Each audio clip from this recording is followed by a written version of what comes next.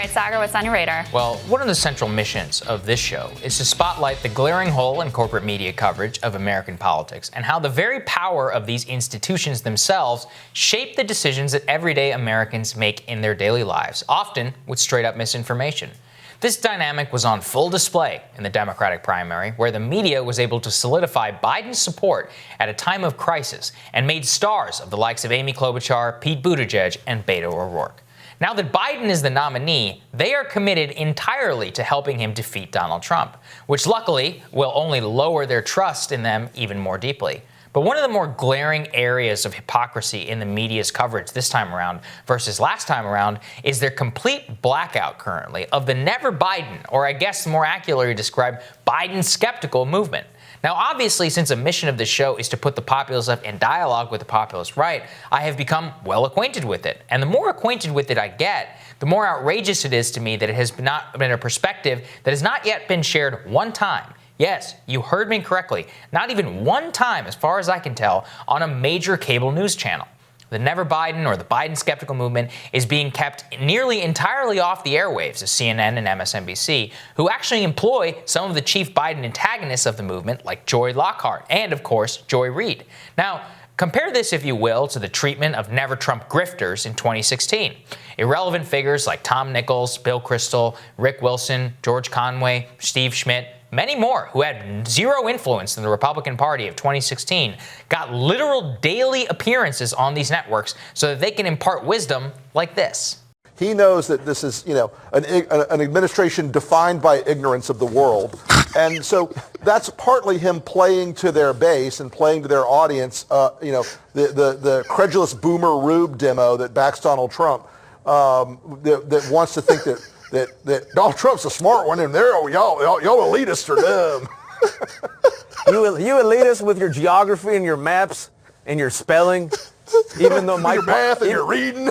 Yeah, you're reading, your geography, knowing other countries, sipping your latte. All those lines on the map. Only them elitists know where Ukraine is. Wow. Just a short reminder of what these people actually think.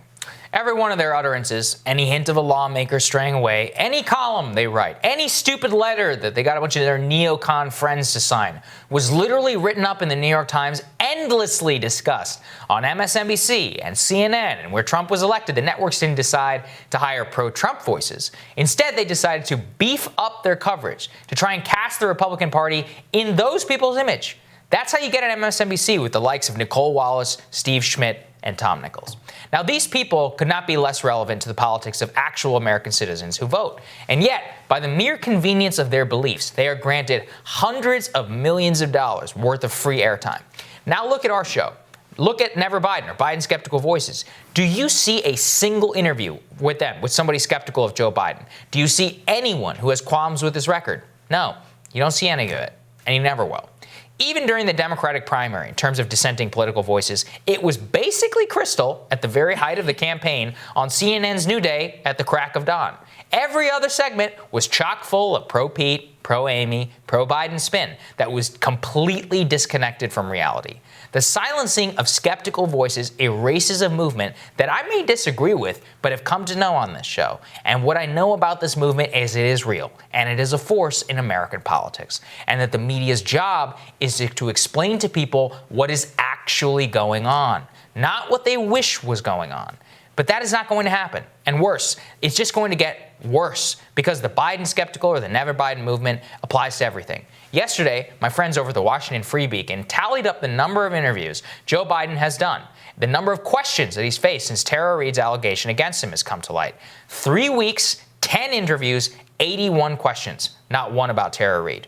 Yesterday, my former employers over at the Daily Caller, they reported Hunter Biden's name continues to show up on Chinese business documents, despite his lawyers saying in November that he would divest himself from a company, which once received a $1 billion loan from the Chinese government. Not one other outlet has followed up on that story. Not a journalist has asked Biden about it. And I don't think I'm going to hold my breath waiting for it to happen. It is going to be like this throughout the whole campaign. They're going to gild Joe Biden. They will insulate him. They'll protect him at all costs. And just like 2016, the American public is going to see through that and revolt. And I saw that, Crystal, because, look, we have Brianna Joy Gray on, Kyle Kulinski, very, influential figures in their own right on the left, making pretty clear, principled cases, saying, I come at this from a matter of principles. This is how I look at the race. This is how I say. Are they on cable? Are you on cable talking about this? No, because it's one of those things that it's not that they don't understand, because I think they understand it quite clearly. With the Never Trump people, they were ready to bring them on. Anytime one of them wrote some stupid letter. How many CNN segments? Oh my God, this person is calling out Trump. And this stuff was played endlessly on loop. And now those people got TV contracts, book deals. They're some of the most famous people, quote unquote, on cable news. They're looked at as go-to guests. And yet, where is a single person who is skeptical of Biden from the left? Not one person that I can see. I mean, Alexandra Rojas, who we had on our show yesterday, Justice Democrat, she is a CNN contributor, right? Where? What? Where's the segment? I don't want to talk to her anymore. I'm waiting. Why do I have to interview your employee in order to get the news? By the way, we're happy to interview Alexandra every day, but I will take that any day. It's just ridiculous to me. It's actually dynamic that I hadn't thought that much about, so I'm so glad you pointed out. But it's totally true, and it's a perfect example of the kind of wish casting that the news media does. They wanted these few Never Trump Republicans to be representative of a broader underlying movement. And they weren't. Yes. They wanted it to be. And none of the polling backed it up. They were just wishing for it. They were hoping for it. They were looking at the poll numbers and trying to manipulate it to fit their reality. Well, maybe Republicans are so lockstep with Donald Trump because the ones who weren't have already defected to the Democratic Party. I mean, there was all kinds of wish casting going on.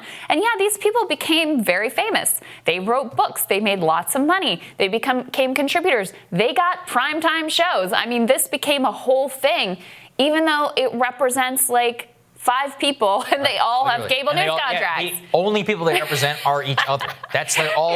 It's like a circular movement where they're all speaking to each other. If they did interview me or Kyle or Brianna or anybody who's like looking at this and not even saying, I mean, Kyle is saying he will definitely not vote for Biden, but I'm not even saying I definitely won't vote for Biden. I'm just saying, look, you got to convince me, and I'm not there yet. I mean, is that an outrageous view to say I'm undecided? Is that like an outrageous view to hold in America?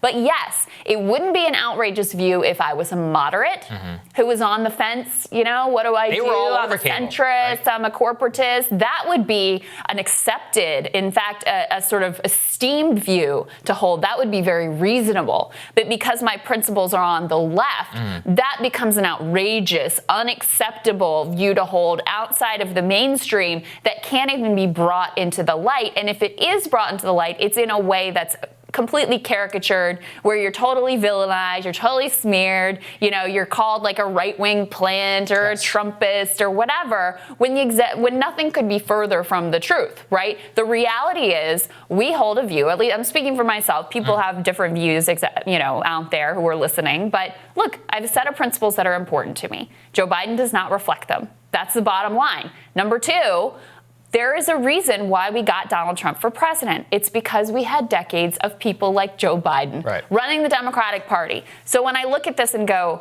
and the solution to that is more of the same, I'm sorry, but that's a hard sell. It's a hard sell. And again, that case is not yet reflected in our media. And guess what? What does the polling show? 15% of people who supported Bernie Sanders are going to vote for Donald Trump. Some of them are going to stay at home. Some of them are still undecided. Don't you think it's worth highlighting that dynamic at play on the cable news airwaves, especially MSNBC, the purported network of the left?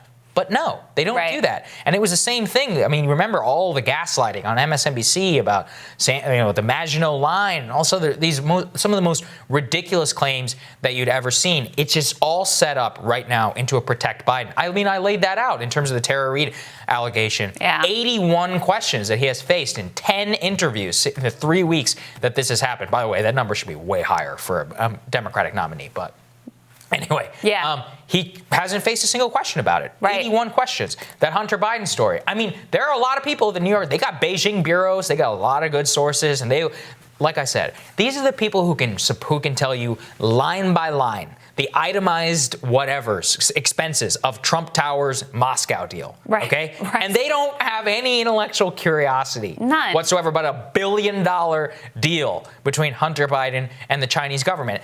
They're hypocrites. I'm sorry. If it's blatant cover-up of what you see. And story selection, as we said, I've said it here so many times. What they choose to show you is not as important as what they choose not to show you. They've come to see their job as protecting the Democratic establishment on the one hand and destroying Trump on the other hand. Like, that's actually how they see their job. And so if you have a set of facts that are inconvenient, if you have a storyline that's inconvenient to those two goals, protect the Democratic establishment, hurt Trump, then they just ignore it. They just ignore it. And I don't know if they actually have intellectually realized that that's the job they're doing now, but any semblance of like, we're just journalists and we're here to ask the questions and let the public decide and weigh it down. And if there's an allegation that's uncomfortable, like, we got to dig into that, that's all gone. It is just about protect the Democratic establishment. Yeah. It's pretty incredible. Let's see how that works out for them, everybody. Yeah, All right. exactly. All right, we'll have more Rising for you after this.